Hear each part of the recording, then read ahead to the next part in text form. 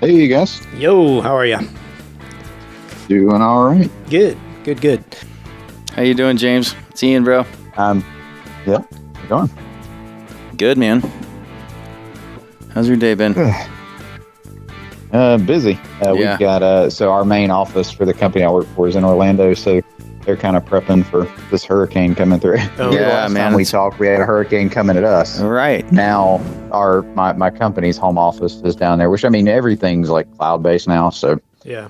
there's not really anything, other than just I'm going to have some employees without power probably after tomorrow night, so. That's going to be rough. Yeah, the back-to-back has just been nuts. Oh, yeah. You skated through it okay, though, on your side?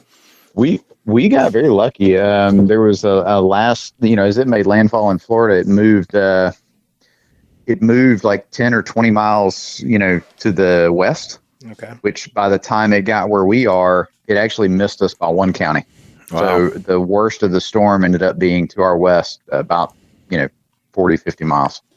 It's pretty wild. Yeah. I mean, that's actually pretty close. Yeah, that's way Really? close. Yeah. Yeah, for sure. Yeah, it was a little dicey because I got a lot of pine trees and stuff. I was more worried about maybe than even I realized until about a few hours before the storm, and I got a guy coming now to look at cutting a bunch of them down because they're really close to my house. Yep, Yeah, that's no smart, man. No doubt.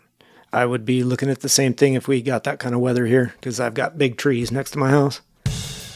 Okay. Thanks, everybody, for listening to Untitled Car Project. I'm Rob Spring. I'm here with Ian Fike. Hello. And James Schoepf of High Octane Dads. This is a Good special episode. We're going to do it about some drifting, I think. That's what we're going to talk about tonight. Guys, thanks for coming. Thanks for being on the line. Yeah. Absolutely. Not really sure because, I did do a little bit of research on this because, James, when you reached out to me, I was like, that's a great idea. I don't know what I'm talking about drifting. So we're gonna call Ian the expert tonight. He's our expert drifter, and we're just going to pepper him with questions. Yeah, I'm good with that. I'd love to talk to you guys about drifting. That's awesome. Thank you. I know, James, you had a great experience at LS Fest with drifting, and you got to be out in the center circle and that kind of stuff. I think you probably, you're more well-versed than I am because what I see social media and people drifting and that kind of stuff, which I did see one today, Ian, that I wanted to ask you about. Okay. Maybe we'll just lead with that. So I saw, I think maybe it's a Gymkhana drift. So Yes. they've got barrels and obstacles out on a drift course, and you have to drift in between them around like figure eights and this and that. And at one point, he actually drifted into a parking spot, which he freaking nailed it. I thought it was cool. Yeah, that would be considered a grid or a Gymkhana. Yeah. Okay.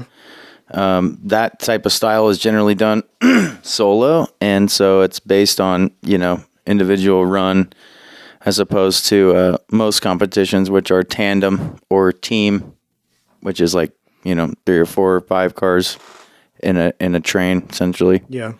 But Gymkhana's cool. There used to be a show called Gymkhana Grid back in the late aughts that was very, very awesome, and they only did like 2 seasons. Okay. But it was awesome.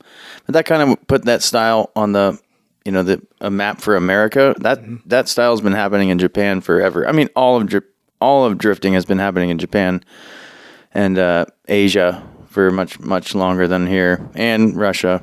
Oh, really? Yeah. Okay. Yeah. We kind of got late on the whole thing where people were like stoked on it and really started doing it. But it's Gymkhana's and any grid is always exciting to watch. I think so. Yeah, I thought that was pretty cool. James, have you seen that, the Gymkhana style event? Yeah, for sure. I think, my exposure to it's more like the Ken Block stuff and all, which is obviously, he's a big name with that. And I think I mentioned Top Gear last time, but they had some stuff where, he went over and I'm trying to remember who he had in the car with him, but he was drifting all around, like Buckingham Palace and stuff. Damn. It was pretty cool to watch. But yeah, I've seen the competitions and much like even the tandem stuff is like how they score that or decide a winner, is very interesting to me. Yeah, that's generally the main style, tandem, head to head, or whatever people want to call it, Yeah. Yeah, I thought that was pretty cool. So in the Gymkhana style or grid or whatever you want to call it, how do they score something like that?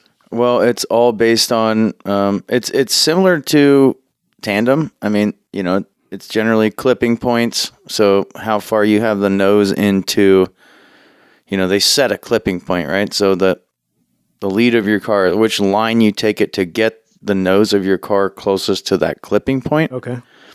And then the line you take going into the next corner, how smooth you transition in the next corner, and the line you take going into the next clipping point. Oh, wow. And then, other things like style or angle. Mm-hmm. Angle's big. Like how much angle can you get while still hitting those clipping points? And also, in tandems, it's the lead car sets the line. The chase car has to mimic it and stay as close to that car as he possibly can. Oh, okay. And so that's how you get points on a chase run. Little follow the leader action. Yeah, big time. And it's like, when you see them transition, like if you're on his door, you barely brake and you just on his other door. Oh, wow. As he, as the transition comes. Yeah. I always expect them to run into each other when they're changing directions like that. They're so close. They are very close. Yeah, it's hard to do. I do it with my buddies, but I'm nowhere near like a pro. Yeah. But it's fun. Yeah. It's fun to try. It's dangerous for your car. Yeah, dangerous on the equipment. Yeah. Yeah. James, what I know that you were, being out in the middle of the competition, like what was that like? And from that view, I can't even imagine everybody being around you like that. Does that feel a little intense? It definitely was. There was a period where I was shooting a lot of the drag racing, and they were, getting ready to start up, and I was like, maybe I won't get out in the middle. I can shoot from the edge like I did the year prior, and still make it back over to the drag lanes and take some pictures there. And I was like, I'm not going to forgive myself if I go home and don't go out there and get some photos. And it was definitely not the adrenaline rush of being in the car, I'm certain, but it was a lot of fun being there and trying to capture it and being that close, and seeing, like you were talking about with them being like almost door to door coming all the way around you. It was pretty awesome. Yeah, no doubt. I've noticed, I pulled up, trying to do a little research and that kind of stuff, the different kinds of competitions. You mentioned grid, you've got tandem. What other kind of, the tandem I've seen is mostly just in a oval, or maybe they've got a slight variation to that where they have a little bit of a left, right. Yeah, generally, I mean, most of the time it's at a track, and then they just set up a line that is used for that competition. Like, they do it up in Seattle at Evergreen. Yeah. They do it in Long Beach, which is on a street setup, which is sweet. Street circuit. Yep, it's a circuit they set up. And then, Atlanta's a big one. And I'm talking Formula Drift, which is like the biggest one in the U.S. Oh, okay. Formula Drift is like the major league series here in the U.S. And there's a ton of other ones. Like, there's so many grassroots drift events. And Matsuri's, which is a weekend event. Right. And then, there's competitions, and then there's just, having fun. I mean, it's just endless out there of the things. But as far as Formula Drift goes, it's basically they set a line based on, it's usually on a track, and it's just, they'll set up, blockades or whatever they need to set up to make it work. Mm-hmm. But it's definitely a series of one big entry. The initial entry is going to be the biggest, like, smoke show, longest, hardest drift, and then everything else is just like transition and mostly technique and technical areas, and then maybe one long one at the end. Yeah. But I mean, it's definitely a bunch of transitions, because that's how you base the competition. You have to like see the apex of the drift, and then the clipping point. Mm-hmm. And is there always, I always see that they want to get what seems like incredibly close to an object, a wall, typically, something like that. Yep. In the one that I saw today, they were using barrels and that kind of stuff. Okay. So is there most of the time it's a jersey barrier? Yeah. It seemed nuts. like jersey barrier, right? And they're trying to get the tail of the car. Is there points for as close as you can get? Oh, absolutely. You get more points for that? Yep. Okay. And that's all going to be lumped into the style. Oh, okay. Factor. I mean, and obviously you don't want a wall tap, but if you just skim it, like you're probably not going to lose any points for it. Okay. But you don't hit it too, or you don't lose a bumper. if you slam it, obviously Gotcha. you can call that run a loss. I gotcha. Okay. But as long as you keep your line, as long as your car keeps the line, and you don't, scrub, we call it, when you scrub in. Like if you're like heading to the wall and you just slam and you just yank your e-brake, so you scrub, which means like get away from it. Oh, gotcha. And it breaks the line or it breaks the flow. That's where you're going to lose points. I see. If you're on throttle and you stay on your line, like you're going to get points. Yeah. All right.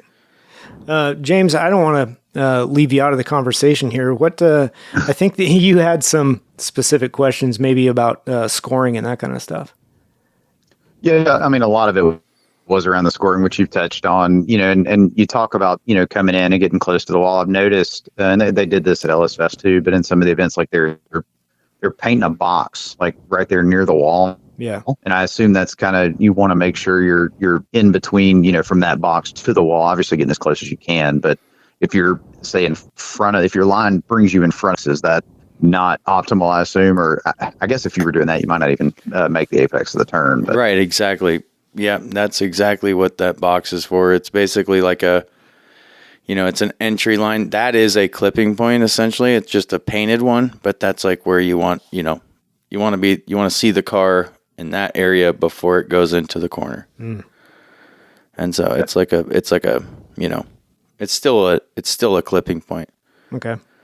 Because, if it was a physical item, it would still be something you want to get away from. But you'd want to be in that little zone, essentially. Right. But you see that a lot in Formula Drift too. They do that a ton. They'll paint a box, which is basically like if you can see when a car comes into it, like how the rest of the lines is gonna follow from there. Yeah, it's kind of crazy to me. Some of the distances I've seen guys hold a drift. How on earth? I mean, I don't understand the mechanics of what you got going on in the car with the drift brake and this and that. I don't know what those do necessarily. Yeah. But yeah, how do they hold a drift for so long? I mean, speed, technique, and power. Yeah. I mean, most of these Formula Drift cars are putting out, on the bottom side now, it's like 5 or 6, and then a lot of them are up to like 8 or 9. They're just big power cars with a ton of tire. Yeah. And a ton of angle. So when you have a ton of tire and a bunch of power, like you're going to drift fast. Like your car's going to go fast. So you can cover a big distance much easier than, let's say, like a like a 200 horsepower car with pizza cutters on it, like, 205s. Like you can still do it, but you have to have a lot more speed. And, it's not going to be the smoke show that you see in pro and pro-am drifting. When you have, a 305 on the rear and 600 horsepower, your car is always you're going to drive faster. The car is going to go faster. So you're able to cover long corners. Sure. So that was kind of leading you into that, right? The long corners. How do you keep from building too much speed? I mean, is one of your handbrakes for that? Is that to you can scrub speed with a handbrake. Okay.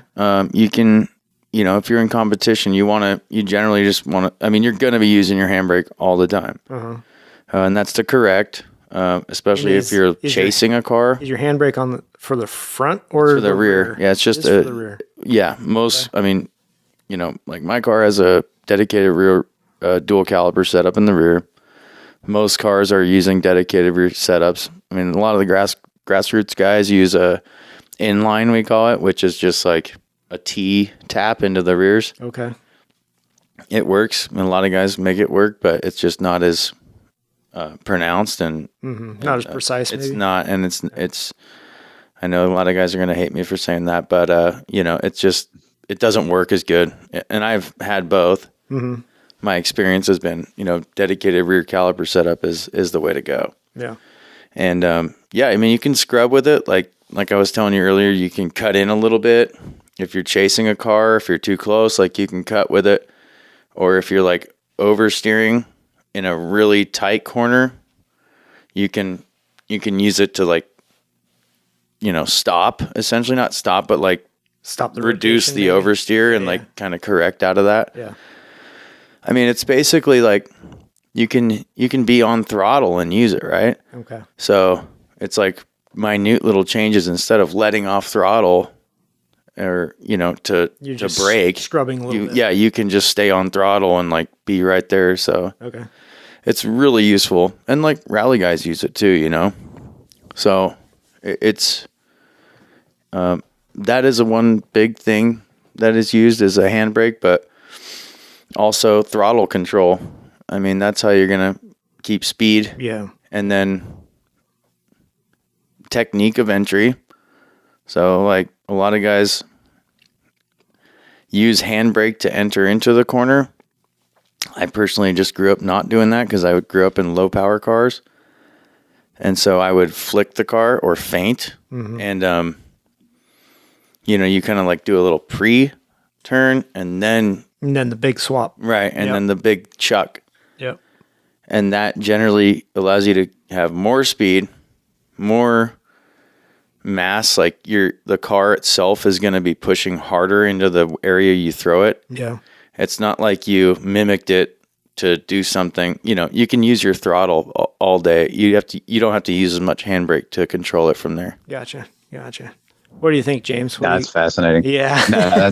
That's fascinating for sure. The more I've thought about it, and I've got some other questions around the car setup in general, but I guess from the outside looking in, it's like, you can definitely tell there's a lot of throttle control going on, but, coming from a lot of drag racing, watching guys drifting and all the things you've got to be thinking about and adjusting for at any point in time. And then when you're doing tandem, it's what's the other guy doing too? Yes. And trying to stay that close is, it's pretty impressive to me for sure.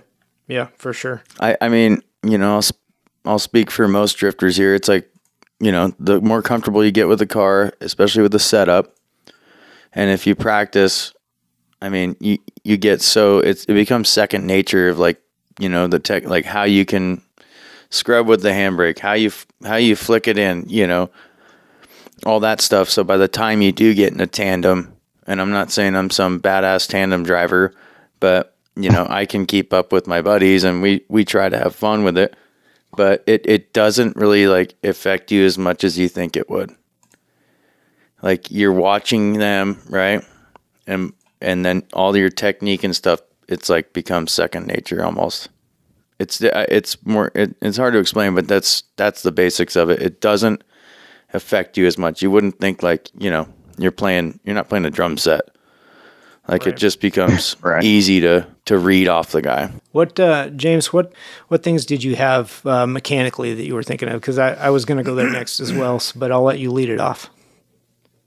Yeah, I mean, looking at those cars, right, and there's one that was at Ellis Fest. I didn't see him this year. He may have been there before I made it over there and took pictures. There was a bandit-style Trans Am that was out there drifting. And when you look at, obviously how they've got the front tires cut, I mean, they're not 90 degrees, but the front suspension to me obviously is vastly different than anything that I've ever looked at in person. But like, how do you? I mean, obviously you're cutting the front end up a little bit to be able to get that amount of turn in the front wheels. But like, how do you go about setting the front suspension up to be able to handle that amount of angle? Well, I mean, it depends on the chassis and it depends on the style of suspension. Like double wishbone or McPherson.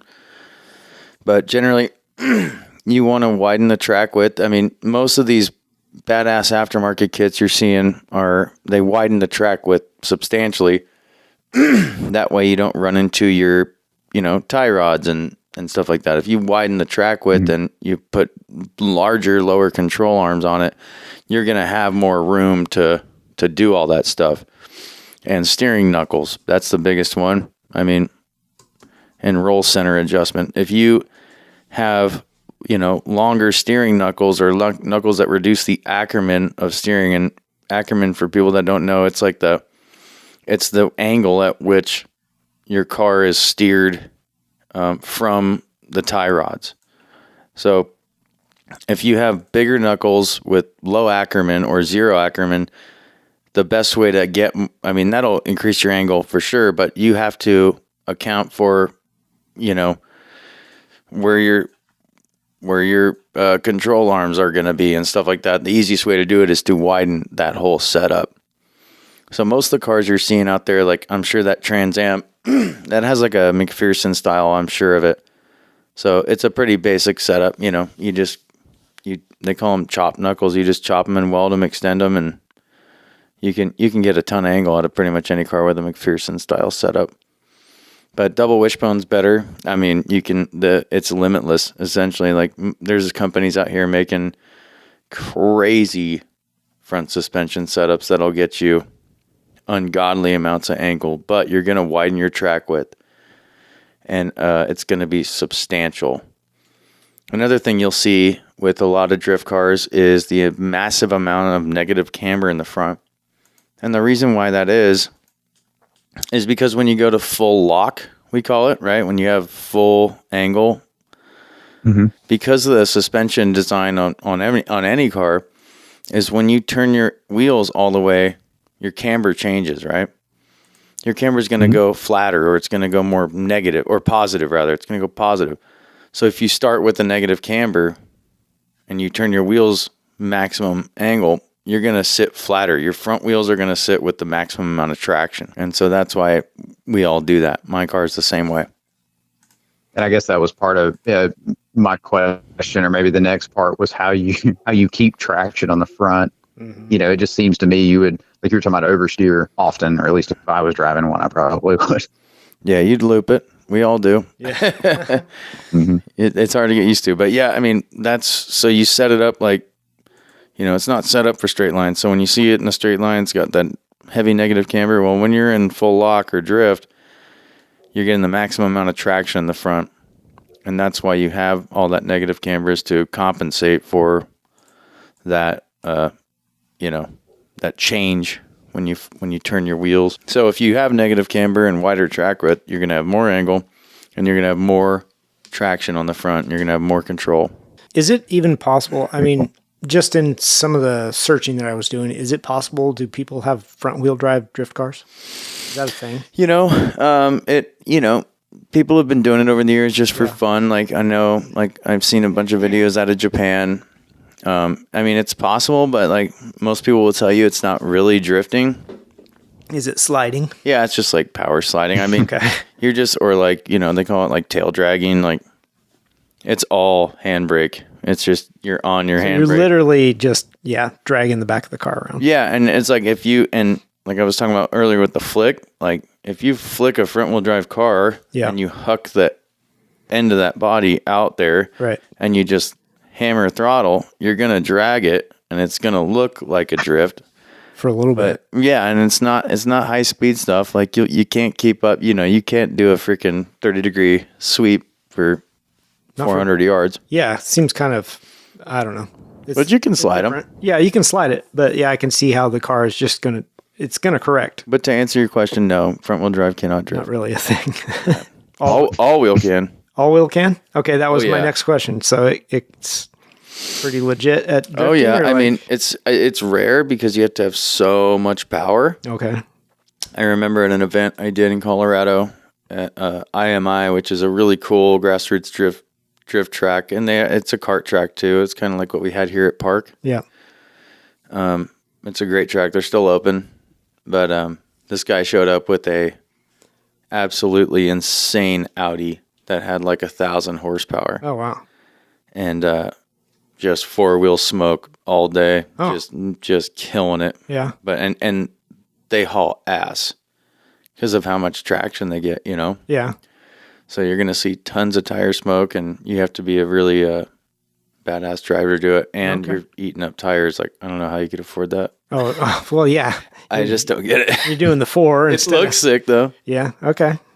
I mean, all the Gymkhana, you know, like all the Ken Block videos, those are all drive, you know? Like, it's definitely possible. That's true. Yeah. I hadn't even thought of that. Oh, yeah. Oh, and that car had like 1,000 horsepower or something. Oh, he had many cars like that, yeah. Yeah. I'm thinking of like the Unicorn, the Mustang based. Yeah, that was all wheel. I mean, you know, he had that Fiesta that was sick. Right.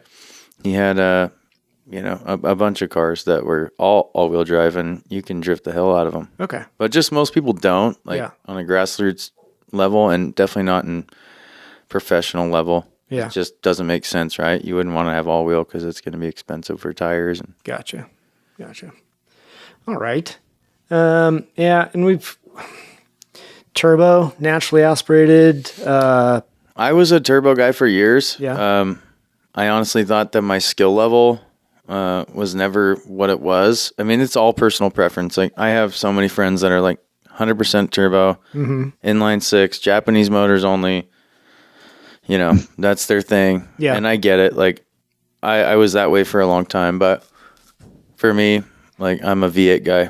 My style is just more, I like instant torque. Well, what about a V8 with a turbo? That'd be cool, but you still get some lag. Yeah. And I don't like lag. And I don't need. A lot harder to control. Way harder to control. And if I was a pro, I mean, a lot of the pros are running, you know, boosted V8s. Most of them are supercharged. But, you know, it's all about what do you like? What's your preference for driving style? Driving style, yeah. Because for me, it's like instant torque, naturally aspirated, 400, little over 400 horsepower is just perfect. Yeah, for me, you can feel everything. You know where it's coming from. Yep. So, James, as a comparison per se, you're a drag race guy for the most part, I believe. Naturally aspirated, turbos, superchargers. Like, how much of that stuff is used in drag racing? I mean, a little bit of all. I got a lot of friends that are nitrous guys that are they're converting over to turbos. Okay. I think with the rise of, you know, Cletus McFarlane and all that, like a lot of those guys, they're turbo guys, and you know, most of the folks that I know that are racing are all going turbo these days. Gotcha. I'm still running naturally aspirated. I'm sort of just like trying to push to see how far I can go on this iron 6.0 before I do anything else to it. Yeah. But I think ultimately, like, you know, if I end up doing any type of power adder, Oh, we lost you. You broke up just a little bit. You broke up a little bit there. So if you do a power adder, what are you going to do? For me, I'll probably do a turbo. I Okay. mean, they sound cool and they look cool, and Yeah. probably cheaper than going with a supercharger. So. Yeah, probably. And I don't know, for drag racing, you're in the power all the time. You're not waiting for it, really, right? So, Yep. Yeah, and it's a cheaper option. Yeah. You know, it's like supercharger setups are definitely pricier, but turbos do look cool and they sound good. It would be cool, but yeah, when you got kids, it's like, okay, I can buy the VS Racing Turbo and get a kit and weld up some stock manifolds and just make some power, you know? Yeah, flip stock manifolds and make it all work. If you have a halfway mechanical set of hands, it's pretty easy to do nowadays. Yeah. Especially on an LS. Right.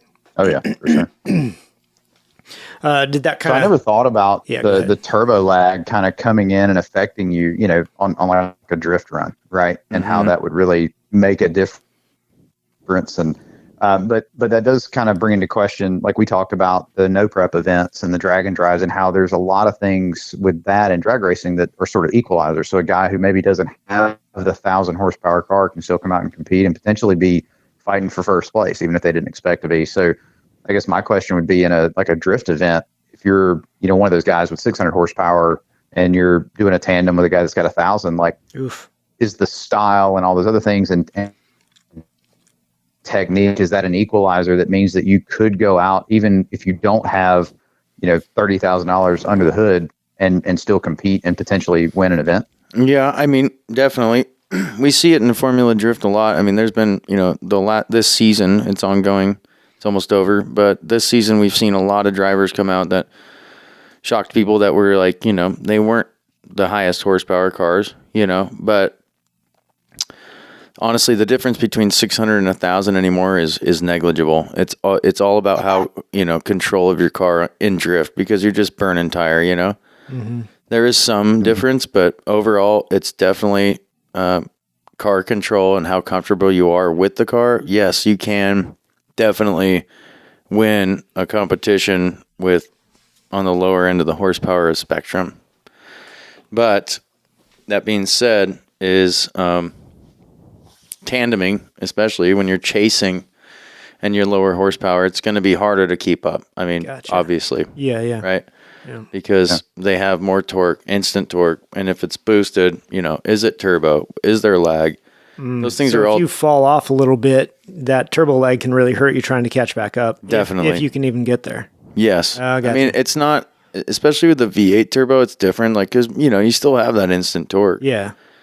But when it comes on, you better be ready for it because it's totally different. And and the throttle control is different because if you let off, right, it's gonna dip and boost again. Mm-hmm. So it's just, but to answer your question, yes, it's definitely possible to win competition on a professional or pro-am level with the lower end of horsepower. Absolutely. Gotcha. Yeah. Interesting. There's a competition in Europe that's really, really good. They're called Drift Masters Grand Prix or Drift Masters European Championship. And they are definitely the most exciting to watch. Okay. And the reason why is because the layouts are way better. It's not all about just smoke and, so they're more smoke and wall rides. It's more about like technique, yeah. high speed entries. There's some big corners. Where and then going right into chicanes and stuff like that. In Europe, where do they hold those events? Do they have specific tracks for those? Because I feel like out here we don't. Yeah, I mean, like I was saying, there's some staples in the U.S. We got Atlanta, which has always been a big Formula Drift city. Okay. Seattle at Evergreen Speedway, which is a great track, but it's a big banked track with walls and and then you got Long Beach, which is a street circuit, and then there's a bunch of there's a few other ones. There's like a Austin, Texas does one. Okay. At what's it called? The Circuit of Americas or whatever. Coda, yep. And so when you get into the Drift Masters stuff, like it's pretty much all track. They do one in Warsaw. They do one in Sweden. They do one in Germany. So it's kind of all over the... Oh, it's a big layout, yeah. Okay. And there's like, Russia. There's like 2 or 3 in Russia per season. Yeah. And these are the world competition guys. These are not just... Yeah, and you'll see a lot of drivers from Formula Drift over there too. Gotcha. Okay. It's definitely more exciting. They're way more into it over there than here. Mm-hmm. It's not so commercialized. Yep. It's more like it's a perfect blend of like the grassroots style and like, actual like pro drifting and interesting. Still tons of smoke. Sure. Still crazy runs. Yeah, still, there's still the styles based on the same type of things. Yeah.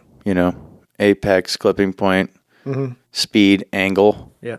And then chase car, door to door type of thing. So here's a question about the tandem runs, right?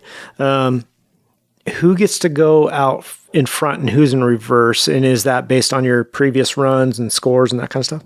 No, generally you're going to have head to head. So you're going to drift against a car. Mm-hmm. And yes, based on your points, you're going to get the first lead run. Okay. But you will always have to chase at some point. Yeah, that same car. Oh, same. So you reverse. Yeah. You have to chase. Prove that you can do both sides. Correct. Yeah. Okay. All right. And the runs are based on that. Like, you'll get a lead run and he'll get a lead run. Uh-huh. And that's a round. And then and that's a round. You're scored individually and then the scores are combined or averaged? Yes, you're scored individually and then you're, as a lead car. Yeah. And then you're scored as a chase car. Right. And then based on that, out of the 2 guys or 2 women, that's going to be the thing. Right? Gotcha. That's the overall. That's the overall. And that's one round. How many rounds do you get? Oh, there's a lot. I mean, they start at I think 48 cars or something that qualify. Okay. And so you Gosh, go. do you have to race everybody? Like elimination style? Yeah, I mean, it's not quite like that. Like, no. So you'll have like in the first heat, like you'll head to head with somebody, and then if they lose, they get knocked out, and then you move on, and you have to do it with somebody else. So it is elimination style. It's elimination style. Gotcha. Yeah. Okay. Generally. Yeah. No, that sounds cool as shit. And then with the more like what we call Matsuris, which is like a team event. Mm-hmm. Like you go out there with 4 of your cars, like in a team, and so you guys all tandem, or it's like a train. Okay. And they base your team of style, like all the cars, and then you get eliminated from there. Oh wow! And that's like I don't know that I've ever seen one with more than 2. I'm gonna have to go look that up. Oh yeah, yeah. A good one to check out is Final Bout. Final Bout is a U.S. based competition. It is a competition, but it's more like grassroots, laid back. But it's like invite only. Oh wow! It's only teams. There's no. I mean, it's not just tandem. It's not head to head. It's not like point system. I mean, it is point system, but it's not like. Yeah, it's only teams. Right, it's teams. And only. So you show up, and then they base it on style of your cars and livery and how the so cars they have look. A D&E section. Oh yeah. Oh. I mean, seriously, like you got to Optima. Here we go. Like how you got to look. You got to look good together. And okay. So that's really popular too, and that's popular in Japan. Very popular. Yeah, I can see that. So, yeah, I mean, there's all kinds, but as far as professional and like all these, championships. Yeah. I'm definitely learning something. How about you, James? Oh yeah, absolutely. Yeah, a ton. Yeah. It's fascinating. It's a really, really cool motorsport. It's a lot deeper than, like, if you're not well versed in it, if you don't watch it a lot, there's a lot to know. There is. I had no idea. I see, like I said, I see it on social and that kind of stuff, and watch these guys drift around, and I don't know what they're doing or what the intent is or how the scores or anything like that. So much more than you can see on the surface. Mm-hmm. Yeah, it is. And like racing, that guy's in first. He's going to win, right? Right. And everybody's like, well, are you even racing? It's like, no, you're not. But it doesn't mean we're not competing. Right. Not only that, but like the very bottom line of drifting is like, even when we're out there just doing a grassroots event alone or just with our buddy for fun tandeming, you're besting yourself. You're challenging yourself. Yeah, you want to have that perfect run where you link up every corner and you don't, you don't drop tire and you keep it on track and you keep a good pace and you link every corner. You don't loop it. Like we're all chasing that exact lap. Yeah. Depending, on any track. Yeah. Like, I can speak for most drifters out there. I'm sure that when I see a car go out there with poise, speed, precision, and they can link the entire track without fucking up. Yeah. That is what I want to see. That's just as entertaining to me as some head-to-head battle. Well, and for you, especially watching others drive or even just watching an event, it's probably because you're more in tune to what they're trying to do than a random spectator, sitting in the sand. We're watching the smoke and maybe we'll learn if we're in tune enough to figure out what they're doing. But for you, like, when they've had a really good run, you could pick it apart. Oh, definitely. Yeah. Definitely. Yeah. Like I was saying, like if you go into a tight corner, like a hairpin, and you go super wide and it takes you forever, like that's not the ideal. There. You need to have a balance, Yeah. You want to keep it tight, tons of smoke, and keep your speed, and something like that. Like there's a difference right there. Yeah. Most people would like to see it like super wide and tons of smoke, but it's like that. There's a balance to be had. Yeah. They want to see that just for a big slide. And it's cool. It's cool, but as somebody who drifts a lot, like there's a balance. Yeah, absolutely. I think that lends to something that I talked with a good friend of mine about recently, was that even down to like baseball, right? If you're a baseball guy, if you're somebody who's played the sport or followed the sport for a long time, you understand the strategies and the intricacies behind what they're doing. Same thing when you watch a NASCAR race, right? Like the fact that those guys, the way they set those cars up, and the fact that they're in the car for hours and just at almost full throttle for as long as Talladega was this last weekend, and just how long they're out there running and what they kind of go through. Or Formula One racers, right? You being somebody who does drift, you can appreciate everything about what they're doing versus a layman like me, or some of my friends that are drag racers that just like, I don't want to go watch those guys slide around the track. But when you really think about what has to go into making that perfect run, or running next to somebody, or just making a good one by yourself, it makes it that much more impressive if you know what goes into it. Yeah, no, funny enough, I hear a lot of people like across all motorsports, they'll be like, oh, drifting's not a motorsport. You're not racing. You're not doing, it's like, I've heard that so many times throughout my life, it's like, okay, well, you just don't know about it. It sounds ignorant, really. Yeah. Because it is a motorsport. I mean, obviously, we're going out to a track day. We're doing it, and then there is competitions and everything else. So, of course, it's a motorsport. I just feel like when people don't understand it, they think it's silly. They think it's just a waste of tires. They think it's a waste of thing. Yeah. When in reality is, if you understand it and get good at it, or just like what you guys are doing right now, listening to me talk about it and like getting a good perspective on it, I think most people would agree it's definitely, a cool motorsport. Yeah. It's different. For sure. That's the big thing. It's super different from any other motorsport in the sense that it is not a race. It's not a time thing. Yeah. I mean, granted, like any drifter that's like been doing it for a long time, I want to see a car drive fast. Mm-hmm. I don't want to see you, drag tail around the whole track with just tons of smoke, taking your sweet time. Like, that's not exciting. Exciting is keeping speed and hauling ass and staying sideways. The precision of it. Yeah. And because it shows so much more skill when you can go through a corner fast and sideways. Yeah, exactly. That's how you drift. And you bring up a good point. Both of you do, actually, of the, James, you were saying drag racers don't understand it. And Ian, you're saying that, you hear that a lot, that it's not a motorsport. Well, prior to me even talking to you about it, Ian, I didn't understand it. Mm-hmm. I didn't hate it, but I didn't understand it. I didn't know how it was scored. I didn't understand, people were like, oh, do you drift? And I was like, no, man, I can't afford those tires. But I didn't understand the whole concept. But now that I'm getting more of a background to it, I'm super intrigued. Yeah. Not that I want to drive it, but I definitely want to go see it. I want to experience it, Yes, absolutely. I don't know, man. I want to convert the Trans Am. Do you? There we go, You're dude. in? Yes, James. There you go. I love this. This is what I want to hear. Yeah. And we're seeing. But I will say, go ahead, dude. I just bought a set of tires just for some WS6 wheels, just so I've got some street tires instead of my drag pack, and I'm nauseated at the one set, so I don't know. Right? Yeah, well, I don't know, a sponsor. That's another thing. It's like, a lot of guys do run, pretty expensive tires. I mean, there's a lot of like middle range tires, but I just grasped. Is like, yeah. There we go. Go ahead, dude. I was gonna say, like what goes into selecting a good tire for drift, right? Like you obviously don't want a slick. So, yeah, no, you don't want a slick. What are you looking for? You want a softer tire if you want more smoke and grip, and that's the thing. A lot of people are like, "Wow, well, you don't want grip, right?" No, you do. A lot of people are like, "Well, why don't you just want the cheapest tires you can get, because all you're doing is burning them."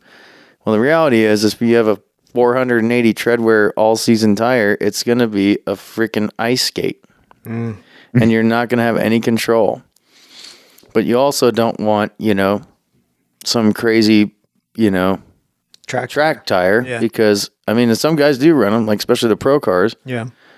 Well, one, they're gonna be gone in seconds, right? So you do want some resistance there, but it's just, there's a point of too much grip. So based on the car's setup, you need to find that happy medium of, based on how big a tire you're running, how much power you're running, where you want the treadwear rating to be or grip to be. And it's completely based on power level, car setup, all of that. Yeah. So for me, it's like, I'm running like middle of the road, like still a really grippier tire. But, and it's trial and error too. We use a lot of guys get cheapo tires and try them out, and we just kind of talk about it, and we'll spread the word about them. Good or not. Good or not, or based on what power level. That's big. That's big. Yeah. Because on a low power car, you do want that high tread wear rating. You do want something that's going to slip a little bit more. Exactly. So I know you're that not driving fast. Your tread wear number is kind of a shot in the dark. It is. Because everybody's tread wear is a little bit different. You've got 200 tread wear tires that I use a lot on our road course stuff. And they're great, right? I love them, right? Yeah, exactly. Because they have a ton of grip. And when you heat them up, they work. They work, right. But for you, 200 is not great. It's a little, not for my power, no. Yeah. So, you'd burn it up. You'd melt it. And that's another thing. They don't last as long, Right. So, and you're saying 400 too much, so where are you at? I mean, I'm at like a 320 right now. Yeah, okay, 320, but, and I understand that each brand of tire is going to react differendly in that same tread wear. And that's the thing. We just try, it's trial and error, right? And none of these tires I'm buying, Kenda makes a couple tires that are like drift, focused. Specific, yeah. Yeah. And they're somewhere in there. They're like 280 to 340. Okay. Yeah. How about you, James? I mean, I know drag tires they're going to be on the sticky end and probably softer compounds or softer sidewalls. Mm-hmm. What kind of, maybe you don't even measure it in tread wear. What do you look for? Yeah, I mean, mine are just Mickey Thompson, DT Street drag radials that are on my car. I mean, pretty standard. Yeah. For what I'm doing, I mean, I'm not running a slick, obviously, but and I'm really curious too with this power level because I bought a set of Nitto like NT 555s or something to just go on some street tires, have something to cruise around town in. And these cars, from the factory were really great handling cars. And so I'm really curious now that I've got the new engine and all this power now. But ever since I did it, I've had the drag pack on here. So I've got 4.5 inch wide front wheels. So I don't drive it I definitely don't drive aggressively in any corners or anything like that. But I'm curious once I get the new tires, how it's gonna do, and then how the torque's gonna do on the rear tires, and whether I'm gonna keep traction there. So I don't know. But to answer your question directly, I mean the sticky like drag radials have been what I've stuck with. Yeah, makes sense. Although I think Nitto does make a drag radial now. I haven't tried it. Yeah. I know, well, they make a pretty good range. I've had the Nitto 05 and then there's I don't know, is it 01 or 02, something like that. They're a friggin' noisy tire for autocross, let me tell you that. Well, so yeah, and they don't stick that well. Right. Yeah. So what, man, to each their own. I'm sure somebody loves those tires out there, Yeah, it depends on their power and speed and all that, blah, blah, blah. Yeah, so tires for drifting, it's completely dependent on how the car's set up and power rating. Yep. Essentially. Yeah, totally makes sense. Yeah. And I'm sure the weight of your car comes into play as well. Yep. So what kind of air pressures do you run in those? Well, good question.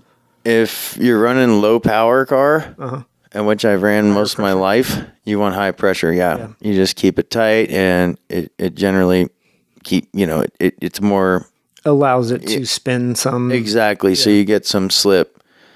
On a car like mine, like how it's set up currently, I like to run it, about 35, 40 PSI in the rear. It's pretty high.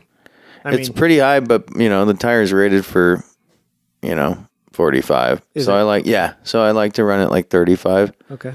Just so I can get some more grip, and I'll mess with it too, Yeah. Like especially if temperature changes, because your tire also, when you heat it up, it's gonna increase. Yeah, I was just gonna ask that. I mean, you're heating that tire up instantly, so you're gaining minimum 6 psi. Correct. Yeah. So that's why I keep it about 35 in the rear, and then in the front, I generally I keep about same. Yeah. Generally. Yeah.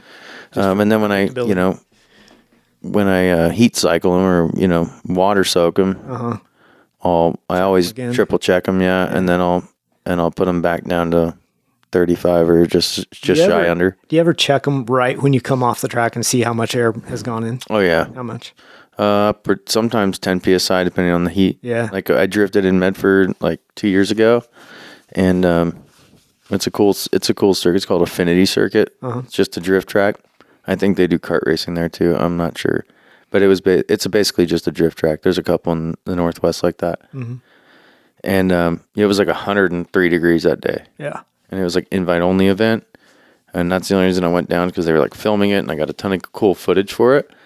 But it was so ridiculously hot. Yeah. And tires were just freaking delaminating and popping left and right. It was the hottest day I've ever drifted. Really? And I could tell that it was affecting everybody's tires. Sure. Yeah. Heat, Do they get greasy, like even more slippery? Yeah, and that's track conditions and stuff too, right? And like track surface. Well, awesome you said that, because I was going to bring it up. What's, ideal surface and like the different stuff that you drift on from, I'm sure you hit concrete versus good asphalt versus there's some bad there's asphalt. definitely some concrete around. Yeah, like up at Villains. Villains is it was a crowd-funded, owned by Drifters track. It's my favorite track in the Northwest. Yeah. It's in Walla Walla, Washington. And shout out to those guys, because they're awesome. It's like they do weekend events, so they'll do a Matsuri style. Yeah. I want to come out and check that out when they have an event. Hopefully it doesn't conflict with some of my other stuff. We should, dude. Yeah, we should definitely go next year. Yeah. They do 4 or 5 events a year, and they do like one invite only thing. But that place is magical. I mean, just the vibe, you know. I mean, it's an old drag strip that they added on to, so they didn't have to rezone any property or like. So cool. Yeah, they did it right. Yeah. And then the whole. This is. Yeah. Oh, go ahead. No, yeah. Go ahead, James. I was going to say, this may be a bit, it's not exactly off topic, but what did you say the name of the track was? I'm very curious. Villains Sports Land. Yeah. Okay. You should check them out. I want to look it up. I've just been curious about how, like, in today's day and age, we see tracks closing down left and right, especially drag strip. Yep. Yeah. And it's like, somebody buys them and they shut them down, and then, they're building neighborhoods around them, right? Yep. So, and I'm really curious, what it would take for new drag strips and new tracks in areas to open up, and the idea of sort of crowdfunding it by racers, and it's sort of racer owned is very interesting. I mean, I didn't even know that was a thing there with the drift tracks. So I'm very curious. I'm gonna have to look that up. Yeah, you should. Like I said, they're called Villains. They own a company. They build drift parts. They build angle kits and all kinds of stuff for various chassis. But the place is called Villains Sportsland, and I've drifted a lot of places over the country, and that is definitely my favorite place to go. And the reason why is just not because of, I mean, the track's great, but the surface in some areas is pretty brutal. I'm sure they have worked on it since, but the vibe of it, the layout of the track, it's like a direct replica of another track in Japan. So that's kind of cool too, because size and everything, I think. Mm-hmm. But more so than that, they take safety very seriously, and they do some serious safety checks on the cars, whereas some tracks don't do that. Gotcha. Tech inspections. Yeah, the tech is it's thorough. Good. Yeah, it's good. And they're great, just great guys who own it, who own the company that runs it. Yeah. So backing up just a little bit to surface. Do you do different prep for different types of surfaces? I mean, not me personally. I know some guys do, but I mean, let me put it this way: most drift tracks are pretty awful as far as surface. Sure. I was lucky enough to drift up at the Ridge. Oh. In Washington, which is an incredible track, and we were on track. No, they don't. They only did it a few times. Yeah. But, going down the corkscrew in my car sideways was absolutely surreal. That was epic. And the surface was perfect. It's like perfect tarmac. Yeah. So, like, that's what I want. That's what I want to drift on, because it's so much more predictable. Yeah. And you can feel and control your car, But, our most local spot to us, Rob, is right up in Toutle, Washington, Spirit Peaks Raceway. Great grassroots track. Great for beginners, great for testing out a car, because there is a wall there on one section, but mostly it's just tire edges, just stacked tires. So and it's wide, so it's really forgiving, but the surface is awful. So you're going to go through tons and tons of tires. Awful in that it's super rough. Yeah, it's rough. Like really grabby. Mm-hmm. Okay. It's just like unkempt, old tarmac. Old tarmac coming apart a little bit here Big and there. time. Yeah. Yeah. And drifting's not easy on a surface anyway. No, it's not. It's tons of heat, and it's tons of I mean, the wheel spin. Wheel spin, and it pulls the surface apart, really. Exactly. Yeah. So, I mean, I'm not complaining. Right. But You got a place it's to drive for expected. now. Yeah. But it is a really good place to drive. But this, surface, but I tell you what, when I go up there, my tires last half as long as they did it when we used to drift at Park. Gotcha. Which is Pat's Acres Racing Complex. And rest in peace to our community up here because they don't allow drifting there anymore. Right. Because of sound. The county shut us down. Too many homes nearby. Yep. Wow. I do think car setup and tires and all that, I'm kind of techie that I like that kind of stuff. I do too. Figure it out. I do too. I love playing with that stuff. And actually, I want to ask about suspension setup too. Do you run coilover adjustables the whole bit? Oh yeah. Yeah. Yeah. I mean, most of my modifications on my car are all suspension based. Okay. And also stiffening, chassis stiffening. Oh yeah. I have every brace you can imagine, whether it be like my whole rear subframe's been, I added gussets, and then every bolt-on stiffening arm. Basically, I just wanted to get the chassis as stiff as I possibly could. Sure. I mean, it is a monocoque chassis, so it's already pretty stiff inherently, but I have, rear lower control arms adjustable, rear upper control arms, coilovers with, pretty high spring rates. I have the biggest rear sway bar I could find. Yeah.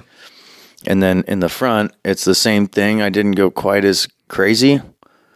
And also all poly bushings, like the highest are like 90As. Right. And in the front, it's a little different. I just have coilovers. I don't have any adjustable arms except for my lowers. And then I did, obviously, big steering angle upgrade. Sure. So I did knuckles, zero Ackerman, and roll center adjusters. Gotcha. So I could correct the pivot angle when you slam the car. Oh, right? Gotcha. Because if you slam it, your tie rods do this. Right. Or if everybody wants to see me, I'm just pointing my arms down into a V. Down. Where, and if you don't put roll center adjusters on, that stays like that, and your geometry is awful, and you'll bind. Whereas roll center adjusters bring the outside pivot to more of a flat look. It keeps your tie rods flat with your rack, your steering rack. So that's also very, very important. Yeah. Because if you just slam a car, get natural camber, and try to just do like welded knuckles or just make your own, and you don't adjust your roll center, you're going to bind up and you're going to have your rack's going to fall apart too. Oh, gotcha. It's just really hard on a rack. Gotcha. Okay. So the front's not as important for me because I have double wishbone, right? On the McPherson cars, like older style suspension cars, you have to have much more adjustability. Like you want adjustable camber, top hats. You definitely want roll center adjusters, preferably negative camber ones. And then, there's a few other things you can do. So do you adjust those kind of things depending on what course you're going to? No, not personally, no. No. I know some guys do, but no, I just run. I get a good alignment, and I have specs that friends have shown me, work, and then I've tried a bunch of alignment specs. Yeah. In my car right now, I run just a half a degree of toe in the rear, which would be a positive toe, and then zero camber, and zero everything. I just want it flat in the back so I can get as much grip as I can. Oh, okay. Yeah. And that's the reason why I put all those adjustable arms on the back, is so like adjustable toe arms. So you can find that adjustable, perfect spot and keep it Well, there. I want to keep it just flat. Right. And if you just lower one of these cars, which is an IS300, you're not going to get it. You have to have all three adjustments, right? You have to have it's like a triangle, right? Just like it's geometry. So if I have zero, almost everything zero in the back, and then on the front, I want to run like 4 degrees of negative camber, 5 degrees. So I can, when I go full lock, I'm more flat. I get more traction. Flat when it's turned, yeah. And then I just go a little bit toe out again. Gotcha. So I can get more lead. So, when it's toe out, I can, and then caster's big too. If you run, I have adjustable caster arms too. I should have mentioned that in the front. And the reason why is because It's just, it basically feels like, it's like a shopping cart, right? Mm-hmm. Like if you have a shopping cart and you move the wheels back halfway down the cart, it's not going to feel as smooth. You're not going to be able to like go around the corner. It's going to feel like choppy. Well, if you put those wheels at the very, very end of that shopping cart, it just feels better, right? Yeah. Kind of. Longer wheelbase. Yeah, it's a longer wheelbase. You increase it best you can. And then as long as you have good geometry, like roll center and everything, it just feels better. Sounds like a lot of work, James. You got a bunch to do to make that car ready to drift. It can be. I was about to say, I'm going to be making drag passes in 2 weeks, so we'll see how those go first. Yeah. Well, I tell you what, we see a lot more like Camaro F-body cars out there now. Yeah. We see them much more than we did 10 years ago. Availability, and just I think a lot of people like to be different. Yeah. And then there's people making parts for them now, like drift parts. Sure. So that's another thing. Yeah. But we're seeing some cool stuff out there. James, I don't know what your garage space looks like, but you might have to get a second car. Well, I did Google this a few minutes ago. I was like, and I mean, it makes sense. I was like, well, why doesn't anybody do a truck? Because I've got an OBS sitting right out there that's got to get something done. But I mean, I figure center of gravity is probably pretty terrible on a truck unless you really lower it down. I don't know. I mean, you got to slam it. Yeah, you got to slam it. But that'd be sweet. Most of the reason why people stay away from trucks is because of leaf spring, solid axle, rear suspension. Axle. Yeah. Solid axle is not really the problem.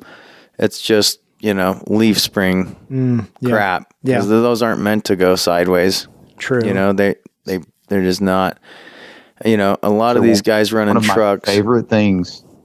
Go ahead, dude. Okay.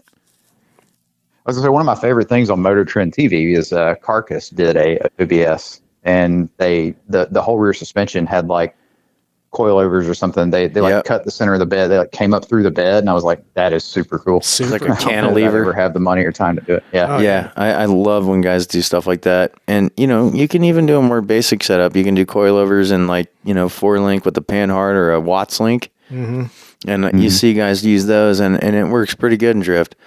But a lot of guys, what they're doing is they'll take a different rear chassis or, subframe and put it into the truck. Yeah. So you get IRS. Mm-hmm. And most of the trucks you see out there that are staying competitive, whether it be in grassroots or, Pro-Am, it's always an IRS rear subframe setup welded in. Oh, that's 9 times out of 10. That's basically what I'm doing with my truck. Yeah, exactly. Pro street truck, basically. Exactly, and that's the only way you can really make a race truck. Yeah, you got to make it a race car with the truck bed, with the truck body. Basically, yeah.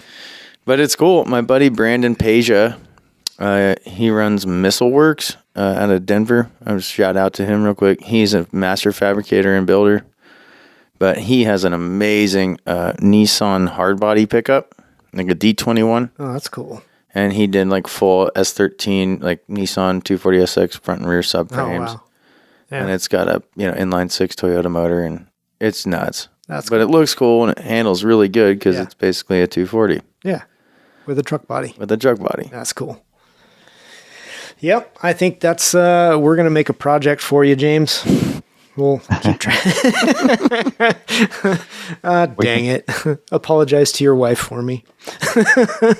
For sure. Yeah. I mean, we've talked a lot about suspension and setup and stuff, which always intrigues me. I don't know. Did I miss anything, James? Did you have any other side tangents that I might have missed on that? No. I mean, I think we touched on the suspension, tires. He touched on brakes early on. That was one of the questions I had, was just, braking setups for drifting. And yeah. But as far as car setup, I think, definitely answered all the questions I had. Yeah. I'm sure I'll think of some later and I'll message you guys. Yeah, there you go. Yeah. I'm just kind of perusing some of my notes, but, and you talked a little bit about line choice and that kind of stuff. I mean, precision is key. Mm-hmm.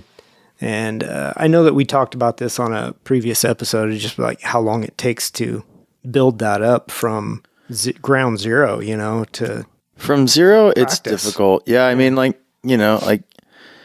I feel like even when we talk about it, like drifting on track, like when with respect to just driving on the street and knowing how to do a cookie, right? Like, if you're comfortable with doing that and you know how to do it and you can do it in a tight parking lot, like just that type of control is crucial to like where somebody's skill level is at when you first show up to a drift event. I can do it. Perfect.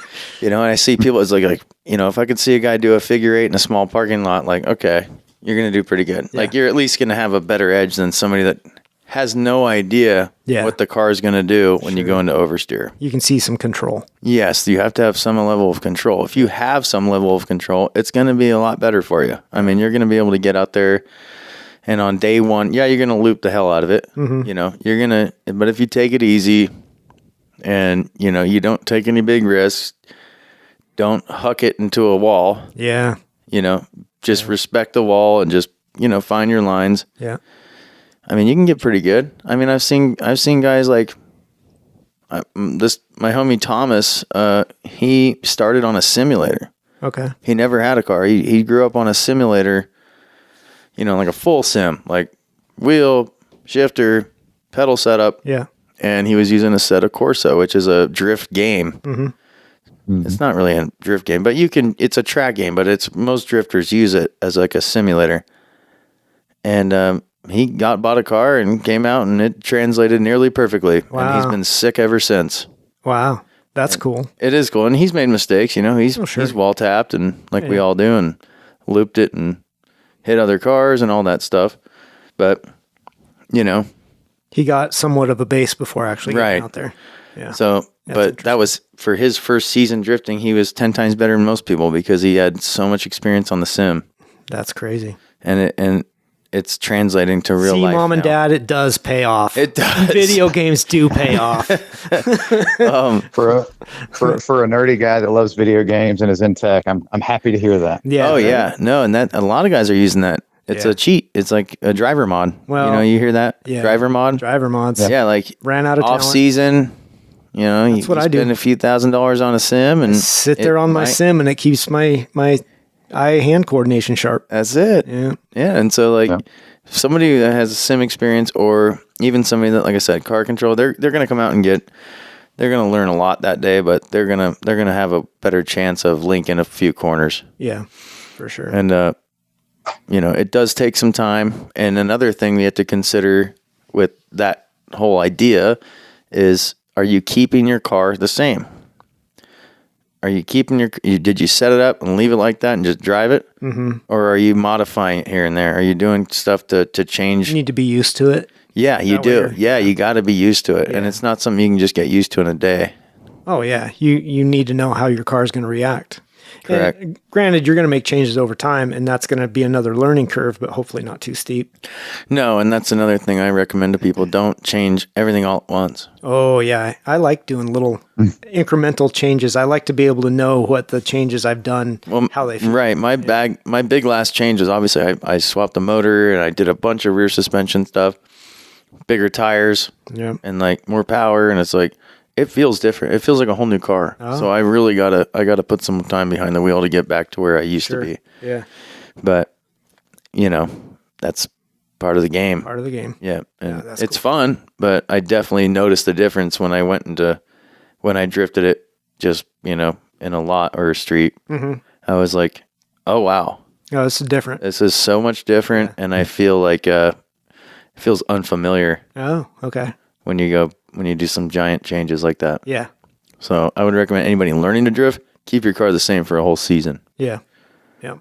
I mean, I think that translates into all the other motorsports too. I've talked to a lot of guys that are first time wanting to come out to autocross or, but they always tell me, I want to do this to my car and that to my car. I'm just like, no, just bring it out and drive it so you know what the car will do and what you need to spend your time on. Right. Just come drive it. And it's not going to make you a better driver. Nobody wants to do that though. No, they don't. No, and drifting's the same. Yeah. Everybody's like, oh, I need more power. I'm going to motor swap it. It's like, yeah, okay, go ahead. Mm-hmm. And then after you motor swap, you're going to want to do other things. Yep. And then you never get the seat time that's needed to actually like become like really, really good. Yeah. And then you'll see the kids that do put the seat time in and keep their cars relatively the same, and you see them get way, way better fast. Yeah. Oh, that's cool. I like that. I want to move on to judging, actually. Judges. Where do they get the judges? Who are they? Volunteers? Are they part of a sanction? How are they trained? I mean, I think for Formula Drift, I'm not really 100% sure. I mean, as far as like how they're trained, but almost all of them are either previous pro drifters or, people. I mean, they're always involved in the industry and have been in the sport forever. Yeah. Well, what about the grassroots level though? Where do those guys come from? It's basically the guys who throw the events. Okay. Like I know for Final Bout, it's like there's a handful of guys that like that they do it every time. They like run Final Bout. So when they do an event like the Special Stage Northwest, they used to do it at Park. And then they do one in Wisconsin, I believe. And then they do one down south in Texas somewhere. And, I think it's just the same group of guys every single one. Yeah. They put it on, they judge it, or at least have their panel. Mm-hmm. Yeah. Yeah, they got a panel. And they've all been, in the sport and seen for years and years. So they know they don't really need, quote unquote, trained. They know what they're looking for. Yeah, and I think the same can be said for the Formula Drift stuff or like the Euro Grand Championship. Yeah. I know that all those guys have been doing it for a long time. Right. Do you think judging or scoring, maybe more pointedly, has changed over time? Absolutely. Yeah. Back in the early 2000s when drifting kind of first popped off in the U.S., there was D1, which was a very cool drift championship. And they still do it in Japan, but there was a D1 like U.S. And at that time, it wasn't big power. It wasn't 700-800 horsepower cars, all of them. Yeah. It wasn't like smoke show city. It was style based. Gotcha. And even Formula Drift in the beginning kind of was too. And over time, it's just become smoke. Yeah. Angle. It's just become more of like it's a show. Well, yeah, it's a show. It's entertainment. I get that, but like, it was really exciting to watch. You can watch the YouTube videos. You'll immediately see the difference in style. Okay. Yeah.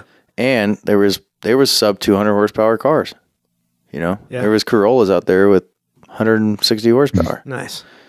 Tandeming with 400 horsepower, Von Gittin Jr. in a GTO. Sure. So it was fun. It made it really fun to watch, and they were doing it. So not just drifting as a sport itself has evolved, but so the scoring has evolved with it. Mm-hmm. Definitely. Yeah. So how they're doing it, they've had to adjust how they score it and that kind of stuff too, and what they're looking for. Yes, and with higher horsepower and more angle, you're going to see things change. Yeah, makes sense. I mean, like line and apex and cutting and clipping points haven't really changed. Yeah, that's not the thing. That's not the variable that's changed. Yeah, but angle, smoke, and style, like what they call style. I mean, that's up for debate. Sure. So that stuff's changed tremendously. Yeah, that makes sense. Is there innovation in style too? Like somebody comes almost like freestyle motocross, right? Exactly. Somebody comes with a new trick and blows everybody's mind. Does that happen in drifting? Oh yeah. Yeah. I mean, in the past few years of Formula Drift, we've seen some really crazy drivers pop up. Adam LZ, he was a YouTube personality, and he's popped off and become very, very good. Chelsea Denofa, who lives up by me, he ran a drift school at Park when they were allowing it. These are names that started as grassroots, and they've become like household names of the community. Yeah. And they're just both very, very talented. And yes, the styles change for sure. Mm-hmm. And technique, right? Is there becomes freestyle more drift? popular? Yeah, I mean, there's like any grassroots, and like Park every year used to do this thing called Summer Jam, and it was thrown by a group of people, and they were good people. But you'd see pro cars come out, so you'd have 1,000 horsepower cars out on that little kart track. Yeah. And, you could see how they drive it. And then there's obviously any car in the world out there, but it was invite only for the first 2 days. And then the last day was kind of open. But yeah, I mean, style has definitely changed, and technique and innovation for sure. Yeah. I guess the reason I ask about a freestyle drift is because some of the things that I've seen. Well, like I like to like, let's look at skateboarding, right? Like I'm a big extreme sports guy in general, but I like skateboarding. Yeah. I like rollerblading. Like I like all that stuff. And skateboarding has become so much more technical and clean and like, flip trick in and out. It's all about being clean. Yeah. And clean. And that's exactly what's happened with drifting. Yeah. The old style of this giant wide feint into a, just gnarly angle corner, that's kind of gone now. It's more like a fast. Yeah. Like a quick, precise. Yeah, it's precise. It's really just how precise can you get with it and keep the line great. And then as a chase car, how much can you mimic that? How close can you keep your car to that guy? Gotcha. And that's really, it's gotten way better. It's like a game of horse. Yes. Exactly. I can do this. Can you do it? Yeah. Well, and then you'll see guys overtaking one another. Like if they lose a line, really? Yeah, we've seen it a lot more in the last few years. Like they'll try to overtake you when you're leading. Yeah. And if you do, that's like a bitch slap. No doubt. It's like, oh shit, you fucked up, dude, and now watch me. Oh my gosh. It's pretty cool. Oh, that's awesome. Well, the one thing I wanted to bring up, like freestyle. So I've seen these guys come in down a straightaway into a corner, like literally loop the car around backwards. Yeah. Sometimes do you're talking about a backy. Okay, sometimes a complete 360 and then drift through the corner. Like that's They do that. awesome. Yeah, so they do it at the grassroots events, like even the team tandem ones, like or like team events, like they'll do like the best entry competition. Oh, okay. Yeah. And then they'll do a 360 entry competition. Yeah. So fucking insane. It is. Yeah, it's cool. Like I've seen James, have you seen that? Have you seen him do that? Yeah, I have.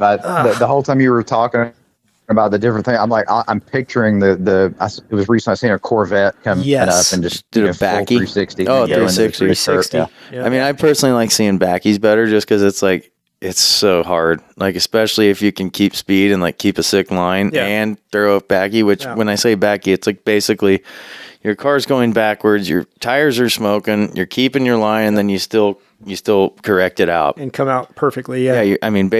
You're just doing it's like a whip on a bike, right? Sure. Yep. It's just like a whip. Mm-hmm. Yep. Well, and then the 360 to me is something too, because on occasion will do a good tank slapper on the track. Sure. And if I can get it all the way around so I can just keep going, that's my ideal. Yeah, of course. I've done it a couple of times and you feel like a Superman when you do it. Oh yeah. It's awesome. Yeah, no, I've never done a 360 entry competition. I've messed around with it. Like it's not my favorite. I just don't like being hucked around that much. Yeah. Now with backies, like the only way you can really do that well is if you have an absolute ungodly amount of angle. Like you have to have 90 degree or 40 degrees. Basically. Yeah.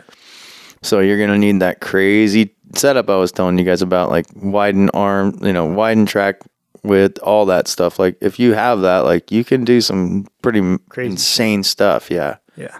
That's nuts. It's super cool too. Like some of that stuff is really extreme. It is. It's pretty impressive. And if you like throw your car right with the right amount of speed, like anybody can back you and correct out of it, but you have to have the right line. Mm-hmm. You don't have to have all the angle in the world. Seems like you got to have a shit ton of power to do it too, because your tires are going forward while you're moving backwards. So you're just spinning. But it's also about like how you throw the car into it. Like how much speed did you come in with it? You don't need to necessarily have power. It's just all about control. Yeah. I mean, you'd be surprised. You'd see some low power cars that are able to do it. I still do it. Oh, wow. Yeah. Wow. That's pretty nuts. I mean, I do love it though. Pretty damn cool. Oh, it's sweet. Yeah.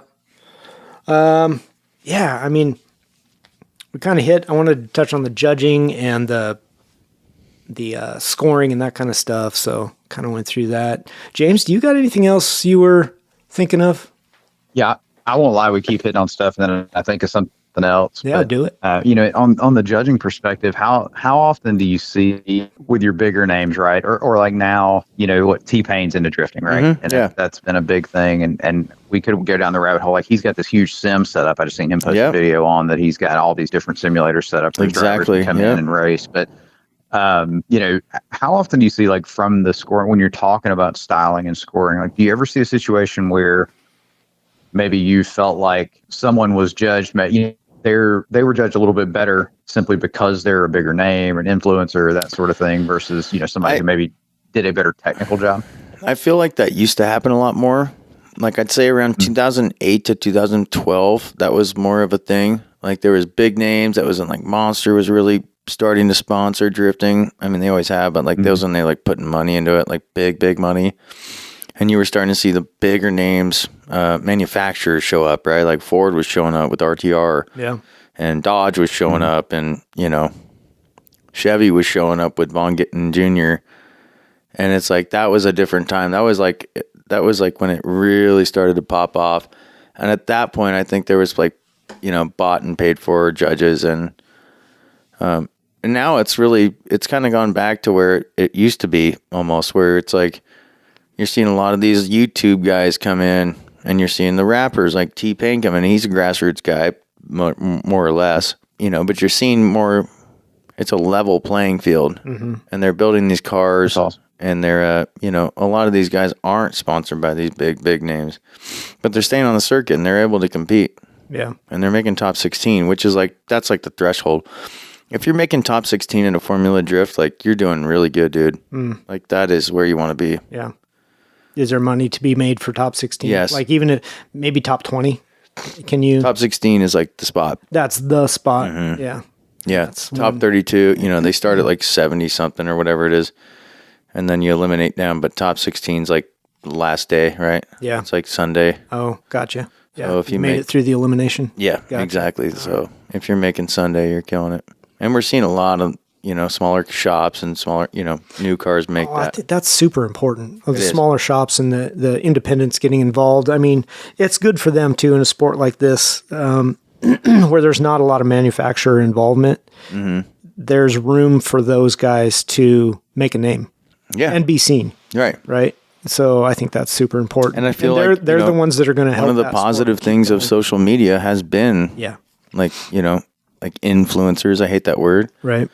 But like guys who have been, I like to consider it successful. Yeah. With YouTube channels and other things like that. Like they have some sort of reach, and it's benefited them on the track just for like, you know, money. At least keeps them in the game. Keeps them in the game. Keeps them and they can afford to do this, and then people can follow, and it's pretty cool. Yeah, I feel like that's been a game changer too. Yeah. Social media for every motorsport, really. For motorsport, yeah. But drifting especially. Yeah. So this question is kind of, I know this is your personal opinion, and that's fine. That's what I'm looking for. Where do you see the sport going? Well, where I see it going is, I don't know. I feel like it's gone in a really, really good direction in the past few years. Since COVID. It's really, it's been awesome. Yeah. It's been awesome to watch. It's definitely gone back to more of its root style, like, you know, early 2000s, as far as different cars, not all NASCAR powered, you know, Chevy, you know, whatever, Corvettes or whatever. It's like, now you're seeing, you know, BMW E36 is back out there with, you know, decent amount of power, but still keeping up. And what I want to see is essentially more of that. I want to see, you know, what exactly I was just talking about. I want to see the smaller drivers, smaller shops get in there and compete and stay competitive and not get priced out. Yeah. And then, you know, not getting judged out, essentially. Because there was a time in drifting where it was really disappointing to watch. It was just like... Too much bias? Yeah, it was bias, and it was all expensive teams. Yeah. All expensive shops running these high horsepower cars, just smoke. That's all they cared about. And you know, they kind of pivoted away from that because most people were like, oh, this sucks. This is boring. Oh, don't want to do it. Yeah, or we just didn't want to watch it. Oh. Or keep up with it because it was just like, it was just monotonous. Yeah, gotcha. So I think that the direction it's going is like more of the direction we've all wanted to see. Is it healthy? It's definitely healthy. Yeah, it's bigger than it's ever been. Okay. Well, that's good. Oh, it is. Yeah, and you're seeing a lot more grassroots people too, you know? Yeah. Like when I first started drifting, you know, they were doing tracks. PDX Drift was doing it at the turnaround at PIR at the end of the drag track. And they don't do that anymore. It's been a long time as far as I know. Yeah. But it was amazing. Yeah. It was all grassroots people, all kinds of cars, and it was a competition. Mm-hmm. It was an elimination head-to-head, and it was dope. I mean, and, you know, we were working on our cars in the parking lot. A lot of camaraderie. You know, that's like really what it's all about. Yeah. Yeah. Well, it's good. But now we're seeing it like these events like Villains and all the stuff down at Affinity Circuit and even Spirit Peaks. They're packed, dude. Sometimes they're hitting driver cap most of the time, and they'll add more, you know. That's good. It's great. Yeah. Well, I think motorsport needs it, you know. Mm-hmm. You need another avenue for people to get out there and compete and have fun and keep it interesting. Keep it alive. And push limits. Yeah. For everything, for car builds, for projects, for people to be there, for competition, all of it. I agree. Yeah. Super good. James, you got anything else? Well, I was just going to ask, do you have I think you touched on this, but like a favorite track that, well, I think you mentioned the Villains track was probably the best one that you've raced at. But, you know, I know I never heard of this place until I was at LS Fest talking to some of the photographers who had been there. There's like a drift mansion out in like Missouri somewhere. Have you heard of this? It's like an Airbnb that you can it's an Airbnb, right? I think it's in Alabama or something. Yeah, seen the social media on it. It's in Alabama or Missouri. Yeah, I've definitely seen it. I've had friends go there. They say it's freaking awesome. I would love to do something like that someday.